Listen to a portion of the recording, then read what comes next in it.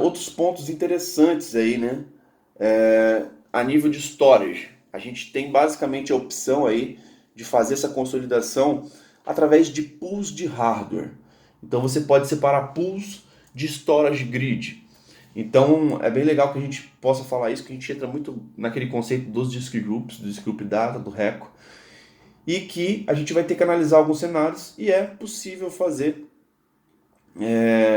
essa consolidação através de pools. E sobre os pools de hardware, tem um ponto muito interessante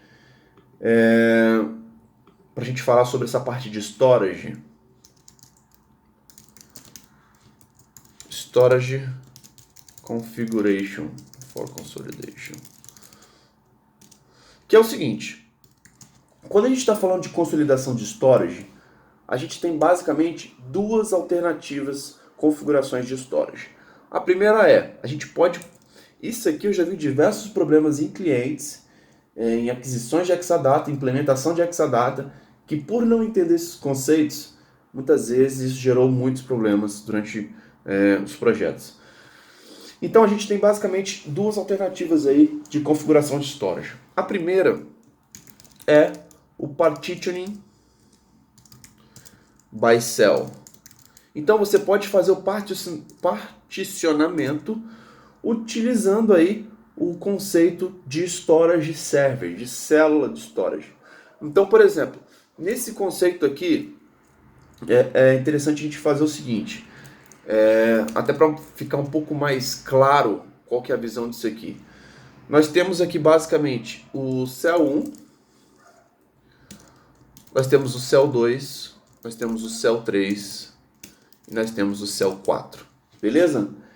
E aí a gente utiliza basicamente o cell 1 e cell 2 para o disk group data 1 e para o disk group reco 1, beleza? Então, basicamente, a gente separou as duas primeiras células, está particionando pelas células, entendeu? A 1 e a 2 são dedicados ao primeiro cluster, que é o Data 1 e o Reco 1. Esses disk groups vão ser utilizados por esse cluster. Já o Cell 3 e o Cell 4 vão ser utilizados, vão ser criados o disk group Data 2 e o disk group Reco 2. Beleza? Então a gente está dividindo basicamente célula 1 e célula 2 para o primeiro cluster, célula 3 e célula 4 para o segundo cluster. Então, a primeira opção que nós temos é esse particionamento por cell, por storage server, beleza? Outra opção que nós temos também é o particionamento por disco, beleza? Então essa é uma outra opção que nós temos, que é muito interessante também. Muitas vezes a gente recomenda essa opção, porque a gente vai ter aqui a mesma quantidade de células.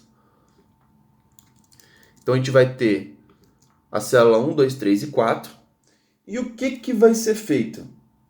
A gente consegue basicamente fazer com que a gente vai criar, na verdade, aqui os disk groups da mais dois clusters, né?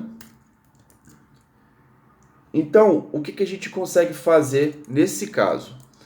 A gente consegue fazer o seguinte, a gente consegue fazer com que as 4 células de storage sejam disponíveis para os dois clusters, beleza? Então você consegue fazer com que, ao invés que a gente quebre aqui, ó, célula 1 e célula 2 por cluster 1, célula 3 e 4 por 2, a gente consegue fazer com que o disk group, por exemplo, data 3, ele tenha uma fatia de disco dentro de cada storage server, beleza?